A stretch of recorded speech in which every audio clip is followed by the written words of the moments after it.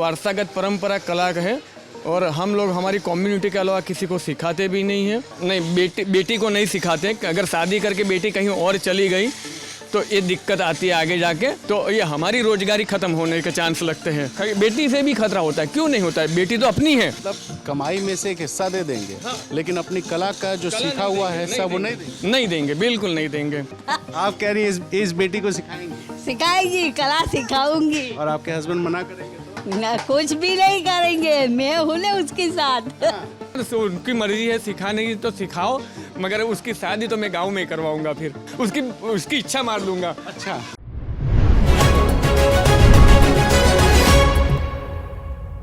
लकड़ी का काम देश का कोई ऐसा शहर नहीं होगा जहां नहीं होता है, लेकिन आज जिस मोहल्ले में हम मौजूद हैं उस मोहल्ले में जो लकड़ी का काम होता है ये बेहद ख़ास है। और ख़ास क्यों है यही बताने के लिए मैं गुजरात के छोटा उदयपुर में मौजूद हूँ। और ये जो लकड़ी का काम है इस कला को कहते हैं खराडी कला। और खराडी कला अभी हाल फिलहाल में मोदी जी की वजह से काफ़ी चर्चा में आई, क्योंकि प्रधानमंत्री मोदी ने शिंजो आबे और कई राष्ट्राध्यक्षों को इसी खरादी कला से बने फर्नीचर्स पर बिठाया।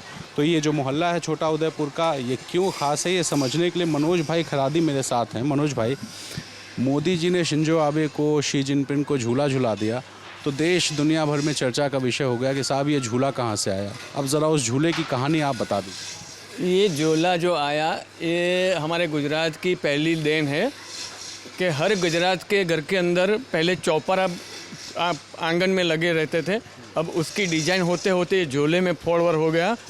फिर उसके बाद ये जो गांव का नाम है छोटा उदयपुर जिले का संखेड़ा तहसील है और इस फर्नीचर का नाम ही संखेड़ा फर्नीचर है। और ये आज से करीबन 300-400 साल पुरानी कला है, वो वारसागत परंपरा कला है और हम लोग हमारी कम्युनिटी के अलावा किसी को सिखाते भी नहीं हैं। और ये कला में जो खूबी है वो उसमें लकड़ी जो होती है वो सागवान की होती है, तो उसकी लाइफ तो लॉन्ग हो ही गई। अब उसके साथ साथ में इसके ऊपर पूरी दुनिया में लकड़े के ऊपर जो कलर और डिज़ाइन बनाते वो भी बहुत सारी टिकाऊ है, सालों तक कुछ नहीं होता है। तो ये कला का नाम ही संखेड़ा फर्नीचर हो गया। और पहले बोते थे बच्चों के झोले, फिर छोटे छोटे चीज़ बनती थी।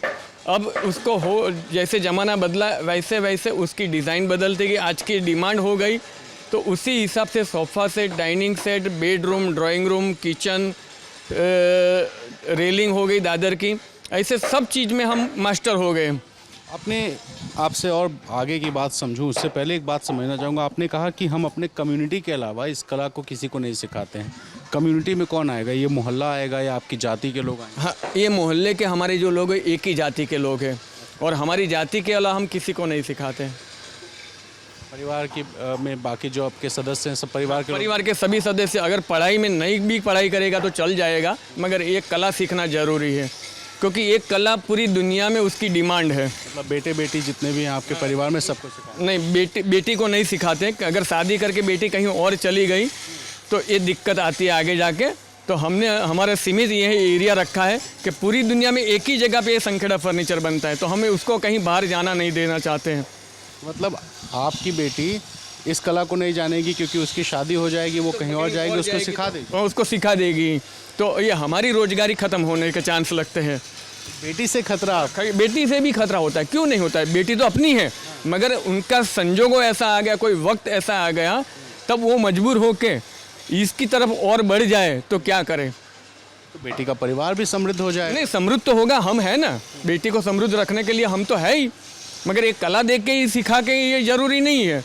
बहुत सारे उसको हम ऑप्शन दे सकते कि भाई तेरे लिए कुछ भी कर सकते हम जो कमाई करते तो तुझे कोई और धंधे में, तेरे जो गांव में रहती है वहीं तू रहे और तुझे जो आर्थिक मदद चाहिए वो हम देने के लिए तैयार हैं।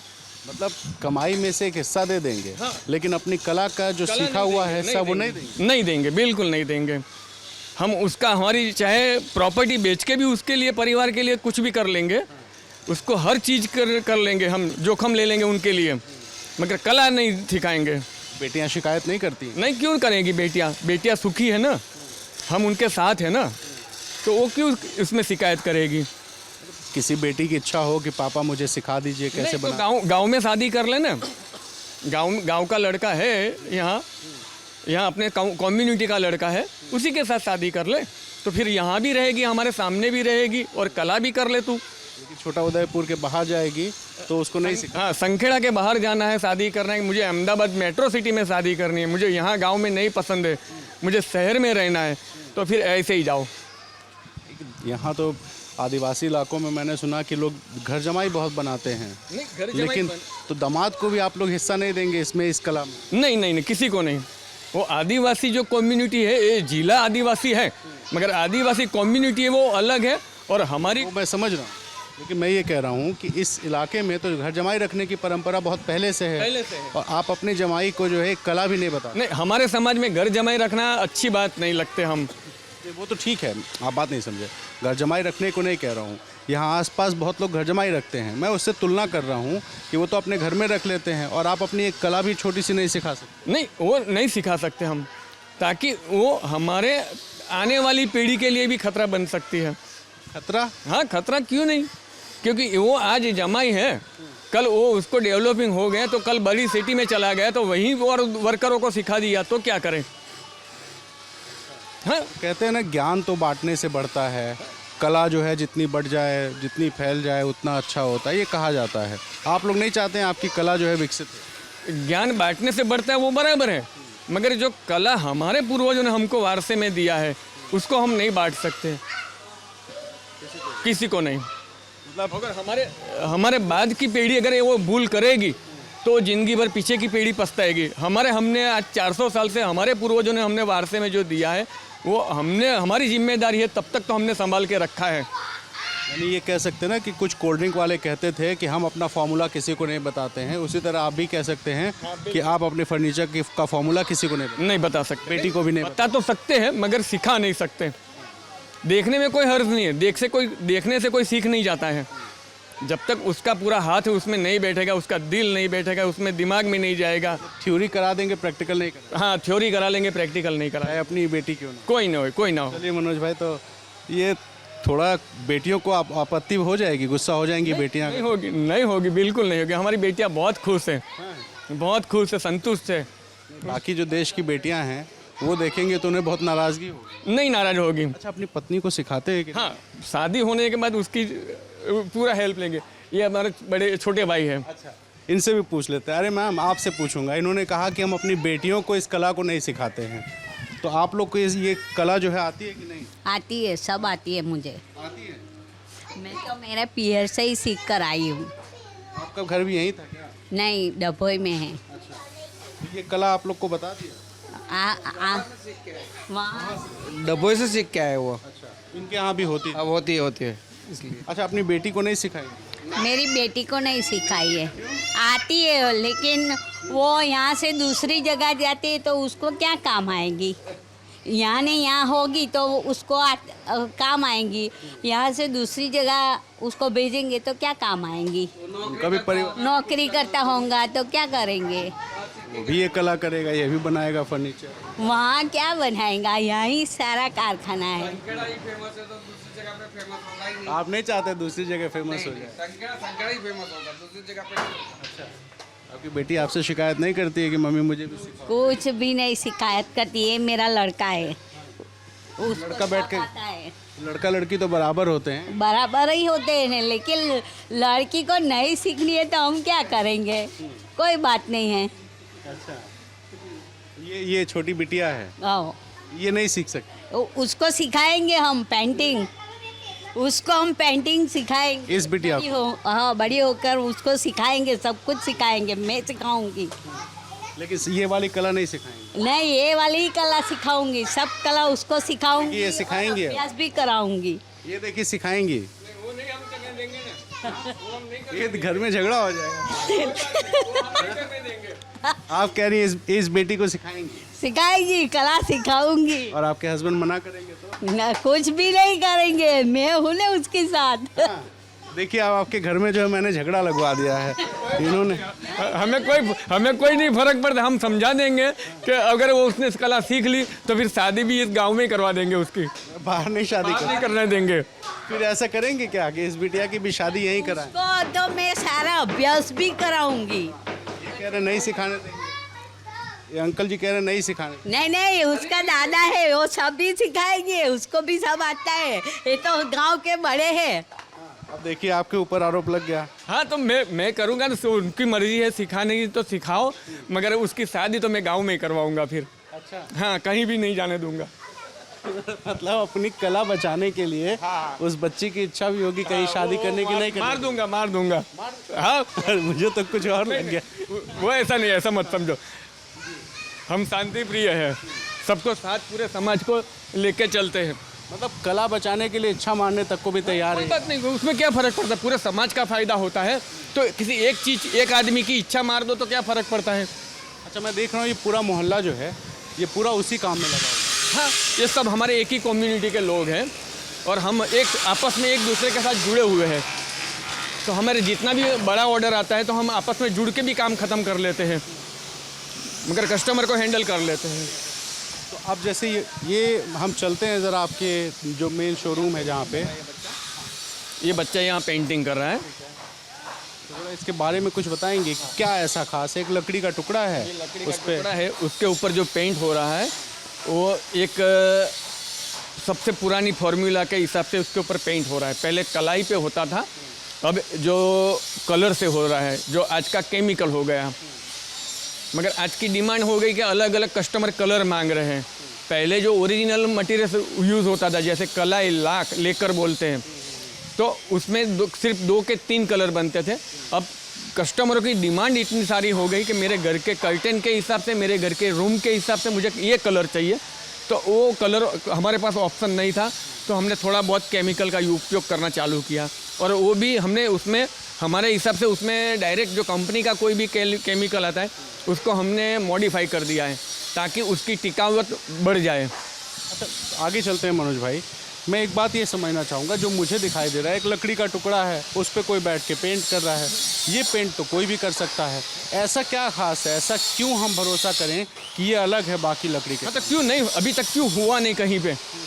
ये ऐसे तो आप जैसे चैनल वाले यहाँ आए हो तो कहीं सारे चैनल उसके ऊपर बना चुके डॉक्यूमेंट्री, और आजकल 1 साल 2 साल से नहीं, एक कहीं 10-20 साल से ये डॉक्यूमेंट्री हर टीवी चैनल पे, यूट्यूब पे, सब पे चल रही है। तो कोई नहीं सीखा।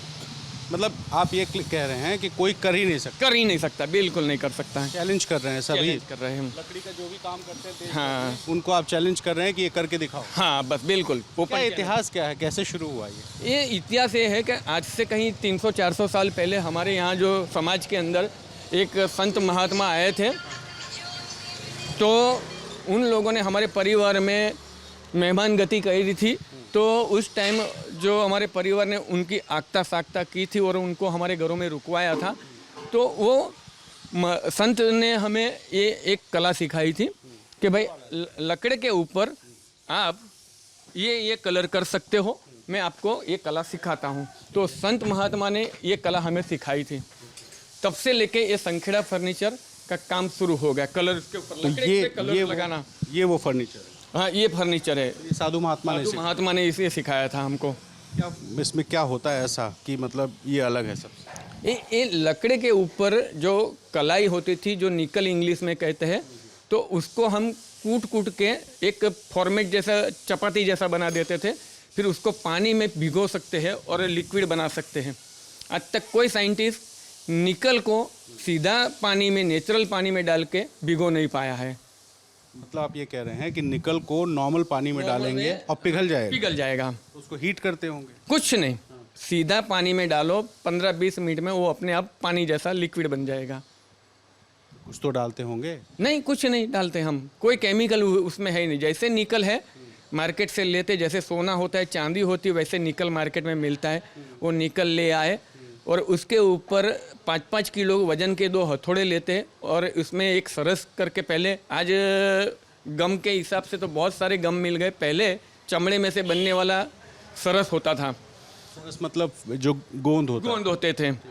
तो वो गोंद मिला के हम 3 घंटे तक वो निकल को कूटते थे। अच्छा। हाँ, तो वो कूटने के बाद वो निकल बन जाती थी चपाती जैसी, उसका फॉर्म बन जाता था चपाती जैसा। फिर उसको हम जितना चाहिए क्वांटिटी में, उतना क्वांटिटी में पानी की एक कटोरी में डाल देते थे और आधे घंटे या 20 मिनट के अंदर वो लिक्विड बन जाता था।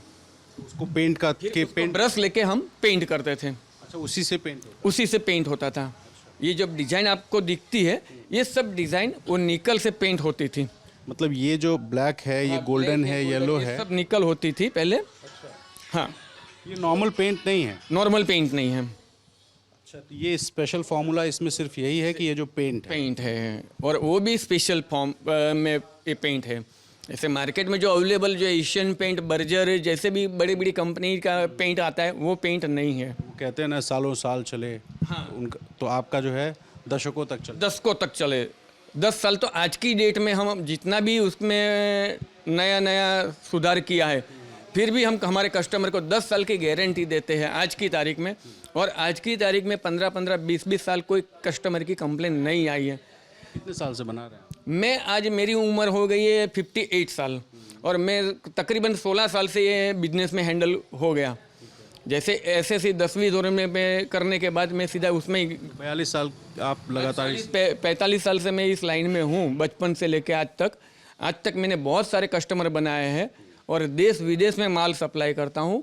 और उसके साथ साथ जब ऑल इंडिया इस्कॉन मंदिर होता है, तो ऑल इंडिया इस्कॉन मंदिर के अंदर ये संखेड़ा फर्नीचर लगता है। जैसे 25 रूम हो गए, 50 रूम हो गए, तो उसमें जो बेड लगता है, साइड टेबल लगते हैं, वॉलड्रॉप लगता है, राइटिंग टेबल, लगेज टेबल, वो सालों से इस्कॉन मंदिर वाले ये इसको संखेड़ा को पसंद करते हैं। ये कुछ आइटम है क्या यहाँ पुराना जो आप दिखा सके कि कितना साल चलता है, गारंटी अपना प्रदर्शन करना हो तो? अभी मेरे यहाँ एक आया हुआ है पुराना, 22 साल पुराना। तो वो मेरे एक कस्टमर थे यहाँ शहर में, थोड़ा हमारे से ये वडोदरा शहर कहते हैं, तो वहाँ मेरे दोस्त था और कस्टमर भी था। तो उसको मैंने आज 22 साल पहले सोफ़ा सेट दिया था। तो आज उसकी मम्मी कनाडा से आ रही है शॉर्ट टाइम में, तो वो बोलता है कि मेरी मम्मी आ रही, तो वो अभी कलर चेंज कर देते हम। तो वो कलर चेंज करने के लिए आज की डेट में मेरे पास आया हुआ है। अच्छा, जैसे ये जो डिज़ाइन है ये भी आप ही कहाँ का? मेरा है, ये पहले सा ओरिजिनल ट्रेडिशनल आर्ट है, उसमें प्योर निकल है और लेकर लगा हुआ है। उसके ऊपर जो लेमिनेशन होता था लेकर का होता है, आज लेकर होता है, मेलामेंट का होता है। तो ये मेरी रोजी रोटी, मैं झूठ नहीं बोलूँगा, ये 35 साल पुरानी मेरी टेबल है। ये टेबल? हाँ, ये टेबल मेरी 35 साल पुरानी है। मैं कहीं भी झूठ बोल सकता हूँ, मगर मेरी रोजी के साथ नहीं बोल सकता हूँ। 35 साल से ये ऐसी शाइनिंग है? वैसी चीज़ है, इसमें कुछ पॉलिश लगा के चमका? कुछ नहीं, बस यही किया हुआ है। पहले जब एक बार किया था तब से आज तक है। 35 साल से शाइनिंग भी वैसी, पेंट भी वैसी? वैसे बिल्कुल। और हमारे में यहाँ एक चीज़ स्पेशल है। आज से जब हमारे संत महात्मा ने जब कला सिखाई थी, तो हमने पहले ही काम शुरू किया था बच्चों का घोड़िया बनाए, मतलब आप अंग्रेजी में कार्डर कहते हो, झोला कहते हो, बच्चों का झोला। तो वो 2-2, 3-3 पीढ़ी तक वो झोला आज लोग अपने परिवार में संभाल के रखते कि भाई संखेड़ा का झोला हमारे घर में बच्चा है, उसमें बड़ा हुआ है। तो वो बच्चा जब बड़ा होता है तो उसको 25 साल के बाद समझो शादी हुई और उसके वहाँ फिर बच्चा होता है, तो वो पुराना संखेड़ा का घोड़िया निकाल के फिर उसके बच्चे को भी उसमें झुलाते हैं। तो 2-3 पीढ़ियाँ एक ही झूले में झूले? एक ही झोले में। ये एक गौरव होता है लोगों को कि हाँ, हमारे घर में संखेड़ा का झोला है बच्चों का। तो हमारे पिताजी उसमें बड़े हुए थे, तो मैं भी उसमें बड़ा होऊंगा, और मेरा बच्चा भी होगा तो उसमें बड़ा होगा। तो ऐसा गौरव होता है। आज बहुत सारे पैसे लोगों के पास है, मगर वो नया नहीं लाते, क्योंकि वो सुकन का हो गया कि मेरे पिताजी भी उसमें बड़े हुए थे तो मैं भी उसी में हूँ। सुकन के हिसाब से उसको संभाल के रखते, 2-2, 3-3 पीढ़ी वही झूले में बच्चे निकल जाते, बड़े हो जाते हैं। अंदर काम हो रहा है, फैक्ट्री? हाँ, फैक्ट्री है। दिखाएंगे कैसे होता है यहाँ? जैसे मैं देख रहा हूँ ये मंदिर वगैरह है, जो ये सब तो नॉर्मली बिकता है मार्केट में। ये नॉर्मल चीज़ है। ये सेवन का मंदिर है, ये हर शहर, हर स्टेट में मिल जाएगा, मगर में कुछ संखेड़ा का कुछ संखेड़ा का नहीं है। और ये जैसे ये पिलर दिखाई दे रहा है लकड़ी का, हाँ, ये प्योर सागवान की लकड़ियाँ है। ये आपने पेंट किया अभी है? ये पेंट किया हुआ है। अब ये जो पिलर बन गया ये झूले में इस्तेमाल? झोले में इस्तेमाल होने वाले हैं। कितना साल ये झूला चल जाएगा? ये झोला 20 साल, 15-25 साल कुछ नहीं होगा, 10 साल तो हम गारंटी देते हैं। बाकी हम जैसे देख रहे हैं कुर्सियाँ वुर्सियाँ बन रही हैं। हाँ, बन रही है। अच्छा, ये झूला है जिसपे जिनपिन साहब झूले थे? ये झोले का फिटिंग हो रहा है, अभी काम बीच वाला पालना बनाना बाकी है, उसका भी काम चल रहा है। उसके ये जो उधर है, जिनपिन साहब के लिए ऑर्डर आया था या बाकी जो मोदी जी ऑर्डर करते हैं, वो आप ही के यहाँ से गया था क्या? नहीं, हमारे यहाँ से इलाका इंडिविजुअल मेरे घर से नहीं गया था, मगर मेरे गांव से गया था। ये कला तो हमारे गांव की थी, वो कला हमारे गांव की थी। जब चीन के राष्ट्रपति जिनपिंग जी आए थे और मोदी जी यहाँ गुजरात में उनको लाए थे और अहमदाबाद के रिवर फ्रंट पे उनको संखेड़ा के झूले पे बिठाया था, वही हमारे लिए गौरव की बात है। कितना आप लोग को इस कला को लेकर के गर्व है कि मतलब हमने ये शुरू किया, सिर्फ हमारी है? हाँ, हमें तो गौरव है, क्योंकि हमारे परिवार को ये मिला था, हमारे पूर्वजों को ये मिला था। और संत महात्मा ने हमारे परिवार को क्यों सिखाया, कुछ तो उनकी भी सोच होगी। संत महात्मा अगर आपकी बेटियों को सिखा दिए होते तो? हाँ, वो तो उनकी मर्जी थी ना, मगर उन्होंने कह के गए हैं। तो आपके पिताजी ने कहा था क्या कि इस कला को अपने पास रखना, अब किसी को मत देना? मेरा एक ही बेटा है, मेरे आगे पीछे और कुछ नहीं, एक ही बेटा है। उसको बीबीए करना चाहता था, मैंने उसको रोक दिया कि भाई तू पहले कला सीख ले, तू बीबीए करके भी नौकरी लेगा तो कितना मिलेगा, 30,000, 35,000, 25,000, और उससे तेरा परिवार नहीं चल पाएगा। तो ये कला सीख ले तो रोटी रोजी और अपना परिवार आराम से चला पाएगा, इतनी आमदनी मिल जाएगी। आप लोग नहीं चाहते हैं बच्चे जो है सरकारी नौकरी कर ले बढ़िया, या किसी प्राइवेट में अच्छी जगह चले जाए? नहीं, सरकारी नौकरी है कहाँ, और हम अपेक्षा करें क्यों? सरकार अपना काम कर रही है और हर एक को तो सरकारी नौकरी चाहिए, तो हर एक को तो सरकारी नौकरी बना देंगे, नौकर बना देंगे, तो फिर बचेगा कौन? प्राइवेट के सेक्टर को डेवलप करेगा कौन? ऐसा जरूरी तो है ही नहीं सरकारी नौकरी चाहिए हमको। मतलब आप नहीं चाहते हैं आपके बच्चों को नौकरी वोकरी मिले? नहीं, कोई ज़रूरी नहीं। हमारे पास जो कला है और कला को पूरी वर्ल्ड दुनिया में उसकी डिमांड है, तो हमें हमारी रोजगारी मिल रही है। तो मैं तो सब हैंडीक्राफ्ट वाले भाइयों, पूरे हिंदुस्तान के लोगों को कहता हूँ कि हमें सरकार पे डिपेंड रहने की ज़रूरत नहीं, हमें हमारी कला को डेवलप करो और हमारा रोजगार खड़ा कर दो। जैसे मोदी साहब कह रहे हैं कि स्टार्टअप इंडिया, मेकिंग इंडिया, तो हम उसमें क्यों ना जुड़े? आत्मनिर्भर भारत का एक तरीका ये भी हो सकता है कि अपने से कोई कला विकसित करो और उसको दुनिया भर। हाँ, आत्मनिर्भर का ही वही तो मतलब होता है ना। हम दूसरे की मांगे क्यों? हम में कुछ बहुत सारा कुछ है, तो हम हमारा जो गांव है, हमारा क्षेत्र है, उसमें क्या खूबी है, उसी में हम क्या कर सकते, उसी पे हमारा विजन होना चाहिए। हम सरकारी नौकरी की लाइन में खड़े रहने वाले नहीं हैं। तो सरकार की जिम्मेदारी जो है वो करती है, सरकार कभी पीछे जाती ही नहीं है। जैसे स्वास्थ्य के लिए आयुष्मान कार्ड दिया, स्वच्छ भारत बना रहे मोदी जी, स्वास्थ्य के लिए दे रहे हैं। तो हमें प्राथमिक ज़रूरत क्या है? अनाज भी राशन दे रहे कोरोना आने के बाद। तो आदमी को चाहिए क्या? रोटी, कपड़ा, मकान। तो सरकार तो ऑलरेडी ये सब सुविधा कर रही है। गुजरात में सब हो रहा है। हाँ, हमारे गुजरात तो सबसे, हिंदुस्तान का अमेरिका समझ लो, पूरे हिंदुस्तान का हमारा गुजरात अमेरिका है। केजरीवाल साहब कह रहे हैं 27 साल से कुछ हुआ नहीं, राहुल जी कह रहे हैं कुछ हुआ नहीं। वो तो पॉलिटिकल होते हैं, तो उनको क्या फ़र्क पड़ता है? वो बोलते जाए, उनसे फ़र्क क्या पड़ता है? हमारे गुजरात के ऐसे बेवकूफ़ लोग थोड़ी हैं। रिजल्ट आएगा तो मालूम पड़ जाएगा कौन गलत है कौन सही है। अभी से बोलने से कोई फ़ायदा नहीं है कि ये अच्छा है बुरा है। दावा तो मैं करता हूँ कि भाई मैं अभी 10 साल के बजाय मैं 20 साल की गारंटी दे दूँ, मुझे बोलने में क्या जाता है? जो वास्तविक है वो बोलो ना। 10 साल आप बिल्कुल भरोसा है कि 10 साल? हाँ, तो 10 साल बिल्कुल। आज हमारे कहीं साले रिकॉर्ड निकाल के देख लो, कहीं से रिसर्च कर लो कि भाई संखेड़ा का कार्डल आपके वहाँ कितनी पीढ़ी से चल रहा है, पूरा सर्च करके देख लो।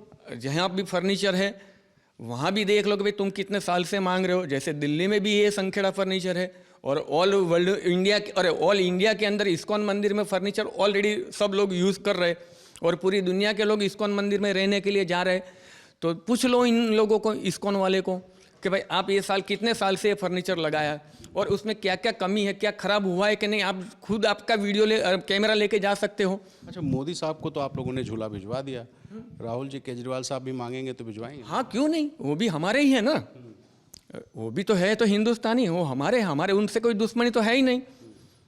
मैं चुनाव के लिहाज से पूछ रहा हूँ अब कि आपको लगता है कि कोई गुंजाइश है कांग्रेस की या आम आदमी पार्टी की? नहीं, जो कुछ है बेसिक, अगर कोई 25 सीट 50 सीट निकलेगी तो कांग्रेस की निकलेगी। केजरीवाल साहब अभी बहुत टाइम लगेगा उनको जमाने में, और वो फ्री वाले चक्कर यहाँ नहीं चलता। यहाँ प्रॉपर कोई विज़न दिखाओ। आप लोग नहीं चाहते कुछ फ्री मिले? नहीं, हमें कोई ज़रूरत नहीं है, हमें नहीं ज़रूरत। बिजली फ्री मिल जाएगी? वो बिजली तो, आज तुम ट्रैवलिंग करके ये गाड़ी लेके यहाँ ये वीडियो आप मूवी बनाने आए हो, तो आपने पेट्रोल का पैसा तो दिया होगा ना। आपने पेट्रोल मुफ्त में मांगा कहीं? आपको बीच में रास्ते में पानी पीने की तरस लगी तो पानी का बोतल 20 रुपया दे के लिया होगा ना, मुफ्त में तो मांगा नहीं ना आपने। आप साथ चाहते हो कि मुझे मुफ्त पानी मिला दे। और मिलता ही भी है, मुफ्त चाहिए तो मिलता ही है। किसी के घर में जाके बोलो कि भैया जी मुझे पानी पिलाओ, मुझे तरस लगी है, तो बेचारा प्रेम से पिला देगा। ऐसे लोग भी होते तो उसके लिए तो परब बनती है, पानी की परब लगती है हर गांव में, तो वहाँ से जाके पी लो ना। मटका रखा है, मटके में से पानी पी लो, मगर बोतल का पानी पीना है तो 20 रुपया देना पड़ेगा। मतलब जिसको फ्री बिजली चाहिए दिल्ली चले जाओ, हाँ, गुजरात रहने की जरूरत नहीं। नहीं ऐसा तो मैं नहीं कह सकता हूँ, पूछ रहा हूँ। ऐसा गलत है, ऐसा बोलना गलत है, मगर समझदार है गुजराती है, ऐसे चक्कर में नहीं आने वाले। हाँ, मैं केजरीवाल से ये अपील कर सकता हूँ कि भैया कोई अच्छा सा विजन, डेवलपिंग विजन, ये लोगों को बर्बाद करने का फॉर्मूला मत दो ताकि देश बर्बाद होना है। तो आप देंगे फ्री कहाँ से? जो बड़े वाला है वो आपको टैक्स देगा, तब जाके आप बिजली उनको फ्री देंगे। किसी के पास के लेके दूसरे को देने वाला बात हो गई। तो एक को मारोगे दूसरों को पालोगे, वो बात हो गई। मगर सबको एक अधिकार दो। हाँ, तुम भी हिंदुस्तानी हो तो तुम्हारा भी जितना सरकार में योगदान है, तो वो छोटे आदमी है उसका भी उतना ही योगदान होना चाहिए। वो फॉर्मूला लेके कुछ आओ, तब जाके एक प्रॉपर विज़न बनाओ। हाँ, मैं ये डेवलप करूँगा आपके लिए। आपका जो टैक्स बिल का पेमेंट आता है, टैक्स का पेमेंट आता है सरकार में, तो उसका सही मायने में उपयोग करूँगा। लोगों को आलसू या व्यसनखोर मत बनाओ। वो सब तो कहते हैं मोदी साहब भी बहुत बांटते हैं, फ्री राशन बांट दिया, गैस सिलेंडर बांट दिया, शौचालय बांट दिया, मकान बांट दिया, ये सब भी तो फ्री है। विपक्ष वाले यही कहते हैं कि मोदी साहब बांट रहे हैं तो ठीक, हम बांटे तो बुरा। उसका जवाब मैं दे दूँ आपको। गैस का सिलेंडर, जिन गाँवों में गैस नहीं पहुँची, जहाँ लकड़ी के धुआं जला के अपनी माँ बहनें कैंसर की बीमारी ले रही थी, उनकी सुविधा के लिए गैस का सिलेंडर लगाया है मोदी जी ने। और उसके बाद उसको सिलेंडर भराने का पैसे जिम्मेदारी नहीं लिया है, उसको एक अच्छा स्वास्थ्य देने की प्रेरणा दिया हुआ है। शौचालय आज गांव में लोग देखते हो, पहले आप बम्बई जाते तो आज से 20 साल पे तो रेलवे की पटरी के सामने सब लाइन लगा के सुबह सुबह में संडास करने बैठ जाते, आज नहीं दिखता है सर। तो ये सुविधा जरूरी थी, वो गंदगी भी थी और मजबूरी भी थी। तो शौचालय देने से वो गंदगी दूर हुई और हर घर को फैसिलिटी मिली। जो जरूरी है वो दो। तो मतलब मोदी साहब जो दे रहे हैं वो ज़रूरी चीज़ें, केजरीवाल साहब का फ्री बिजली ज़रूरी नहीं। जरूरी नहीं है। जिसको बिजली, मुझे एसी में रहना है तो बिजली की तो मुझे ज़रूरत है, ठंडे में रहना है तो पैसा तो देना। पैसा तो देना है। मेरे घर में एसी लगाने की मेरी कैपेसिटी है और मैं मांगू बिजली फ्री, क्यों भाई? तो अब चलते चलते थोड़ा सा एक बार फिर फर्नीचर पे आ जाते हैं। मैं 2 चीज़ें पूछना भूल गया, ये फर्नीचर जाता कहाँ कहाँ है? इंडिया में जाता है या बाहर भी जाता है? ये पूरे हिंदुस्तान के हर स्टेट में जाता है सर, और उसका 40 से 50% आज विदेशों में मांग हो गई उनकी। तो जैसे USA, कनाडा, UK, सिंगापुर, ऐसे जो यूरोप कंट्री में अपने इंडियन जो कम्युनिटी रहती है, उनकी पहली डिमांड ये होती है संखेड़ा फर्नीचर। हाँ, अब वो लोगों ने ट्राई कर रहे हैं कि वहाँ के जो प्रॉपर यूरोपियन लोग हैं, जो दोहरिया कहते हैं हम उसको, वाइट स्क्रीन वाले, उसको दोहरिया हम गुजराती में कहते हैं कि दोहरिया लोग होते हैं, अंग्रेज होते हैं। तो उन लोगों के घर के साथ उनका भी एक रिश्ता जुड़ता गया। आज सालों से हमारे कम्युनिटी वहाँ सेट हो गई, उनको ग्रीन कार्ड हो गया, तो उनका भी एक रिश्ता, एक परिवार जैसा बनता जाता है। तो अब वो लोग भी समझाते कि भाई आप यहाँ से जो लेते हो उसके बजाय वहाँ की चीज़ लो, इंडिया की। तो वो दोहरिया लोग भी ये चीज़ मांगना शुरू हुआ है, मगर उसका अभी परसेंटेज बहुत कम है। मगर हम चाहते कि वो हम सरकार से हम एक अपील ये कर रहे हैं कि NID, national institute of development designing, तो हमारे लिए कोई ऐसा सरकार सिस्टम बनाए कि हमें यहाँ आके वो सर्वे करे और ये चीज़ों को हमारे साथ। आप तो अपनी बेटी को नहीं सिखा रहे हैं, NID वालों को क्या सिखाएं? ID वालों को सिखाना नहीं है, उनसे हमें थोड़ी और डिज़ाइन में उसमें क्या और सुविधा हम डाल सकते हैं, उनका जो नॉलेज है, उनका नॉलेज ले लेंगे, अपना वाला नॉलेज अपनी बेटी को नहीं देंगे। हम मुफ्त में नहीं मांग रहे ना। अच्छा, पैसा देने को तैयार, पैसा भी देने को तैयार है। मगर ये जब मोदी साहब ये मेक इन इंडिया, आत्मनिर्भर इंडिया, तो हमारे लिए इतना तो कुछ कर सकते कि हाँ, उनको सलाह दीजिए, उनको कुछ गाइड कीजिए कि उनमें से कुछ और नया सुधार आ जाए, ताकि हमारे कस्टमर और कुछ सुविधा वाली चीज़ ले जाए। और हम जिस सोफे पे ये बैठे हैं, सिंगल है ना? ये सिंगल पीस है। कितने का मिलेगा? ये हो जाएगा 25,000 का। 25,000। और ये बगल में ये जो सोफ़ा है, ये जो सोफ़ा है उसके साथ में 2 सिंगल सीटेड होती चेयर होती है, फिर वो ये 2 रेगुलर चेयर होती है सोफ़े के हिसाब से, फिर 2 छोटे वाले स्टूल देते बैठने के लिए बच्चों को बैठने में, इस साइड में जो लगा हुआ है। आप ये कह रहे हैं एक लंबा वाला सोफ़ा, लंबा वाला 3 दो सीट वाला, दो 2 सिंगल चेयर और 2 छोटे वाले स्टूल और एक सेंटर टेबल। ये उसकी डिज़ाइन शुरू होती है करीबन 40,000 से 1 लाख रुपए की, अलग अलग डिज़ाइन का मॉडल होता है, और ये सब लकड़ी सागवान की होती है।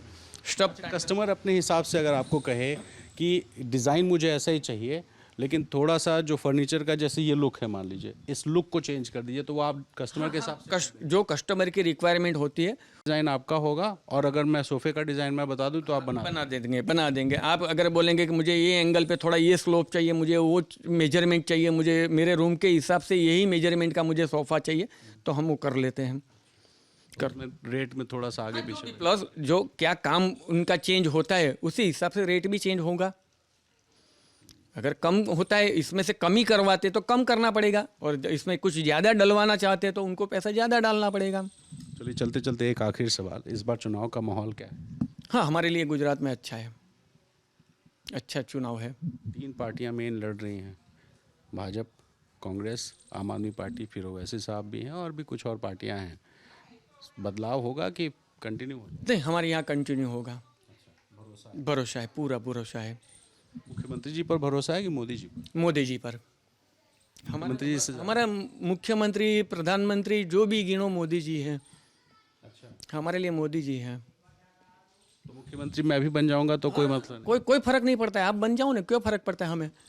हमारी लगाम जो मेन स्विच है ना, वो मोदी जी के हाथ में है ना। मतलब सीएम की कुर्सी पर मोदी जी जिसको बैठा दें, हाँ, कोई फर्क वोट पड़ेगा मोदी जी के नाम। कोई फर्क नहीं पड़ता है, कौन सीएम बनता है, हमें कोई लेना देना नहीं है। हमें तो भाजपा सरकार बैठनी चाहिए बस। हमारे गुजरात में इतनी शांति हो गई, मोदी जी जब यहाँ सीएम बने उसके बाद जो शांति हुई, हमारा भाईचारा बढ़ा हुआ है। हमारे यहाँ कोई क्राइम नहीं है। हम देखो ये सोना पहनते हैं, ये सोना पहनते हैं, ये सोना पहनते हैं, हम रात को कहीं भी घूम सकते हैं, हमें कोई परेशानी नहीं है। हमारे यहाँ गुजरात में हर आदमी के पास कम से कम 3-4 तोला सोना पहना होगा, ओरिजिनल, डुप्लीकेट वाला नहीं। हर गुजराती कम से कम 3 से 4 तोला सोना, तोला का मतलब 30 से 40 ग्राम, हर गुजराती पहन के निकलता है। तो उसको रात को कहीं जाता है, कहीं आता है, माँ बहन बच्चे कोई भी कहीं जाओ, कोई फ़र्क नहीं पड़ता हम लोगों को। हमारी पूरी सुविधा है, हमारी सिक्योरिटी है, फिर हमें क्या चाहिए। और हमारे रोड रास्ते देखो, हाईवे देखो हमारे। आप यूपी बिहार में जाओ, मैं अभी आज से कम 4-5 साल पहले मैं पटना गया था, तो मुझे ऐसा अफसोस हुआ कि अपने मुख्यमंत्री नीतीश जी थे और उसके साथ गठबंधन भाजपा का था, मगर उनका जो हमने सीएम हाउस देखा, जो एयरपोर्ट जाने का रास्ता था, एक कड़े मार्ग, तो एक सिंगल लाइन का रास्ता इधर और एक सिंगल लाइन का रास्ता उधर। तो हमें अफसोस हुआ कि मुख्यमंत्री आवास के सामने इतने संकड़े रास्ते हैं, तो फिर बिहार में क्या होगा। हमने पूरा बिहार तो नहीं देखा। चौराहा तो अच्छा है पटना में, चौराहा है तो उसके तो क्या फ़र्क पड़ता है, हाईवे दिया ना। मगर जब सीएम आवास के सामने आप गांधीनगर चले जाओ, देखो 4 गाड़ियाँ एक लाइन में चलेगी, 4 गाड़ियाँ सामने की लाइन से चलेगी, और पूरे पेड़ सब फेंसिंग।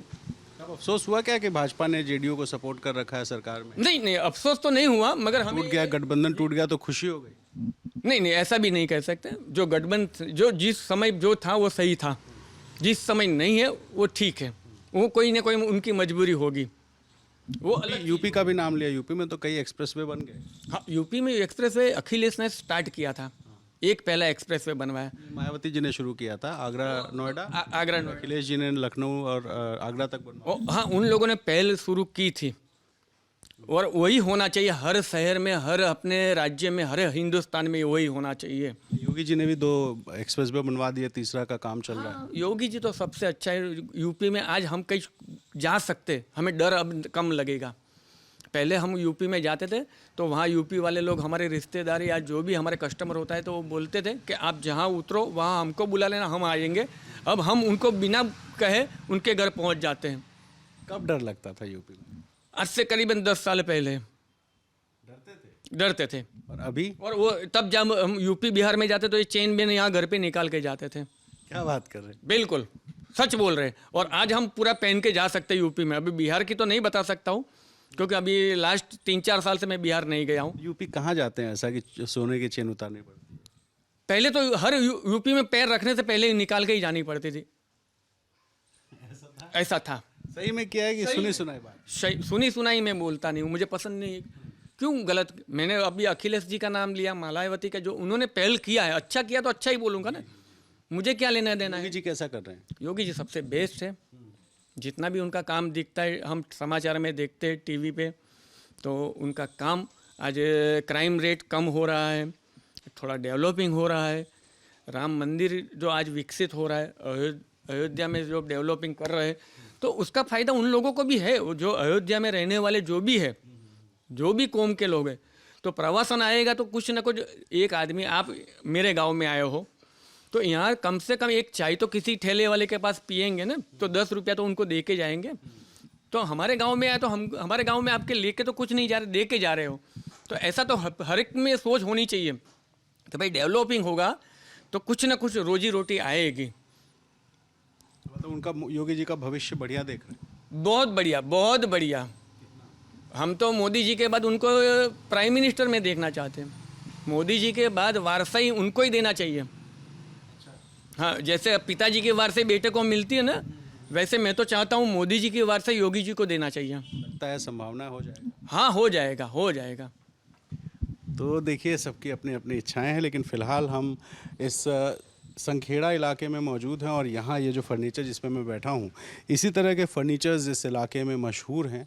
मोदी जी भी इस पर बैठते हैं, तमाम देश विदेश के लोग इस फर्नीचर को इस्तेमाल करते हैं। और ख़ास बात ये कि इस पे जो पेंटिंग है, ये जो पीछे आपको दिखाई दे रही है, ये पेंटिंग एक ऐसी कला है जिसमें ये पेंटिंग का कलर 20 साल, 25 साल, 30 साल तक जस का तस रहता है। और इसी वजह से इस फर्नीचर की ख़ास डिमांड है। और ख़ास बात एक ये भी कि ये फर्नीचर बनाने वाले लोग अपनी बेटियों को भी इस कला को नहीं सिखाते हैं, क्योंकि बेटियां कहीं और लेके जा सकती हैं। हालांकि इस बात पे मुझे आपत्ति है, सिखाना चाहिए आपको, लेकिन फिर भी हो सकती है। हमारी सिक्योरिटी है, हमारे परिवारों की सिक्योरिटी। आपको आपत्ति हो सकती है। आपकी मतलब मुझे लगता है कि हक तो उनका भी ना, हक है बेटियों का।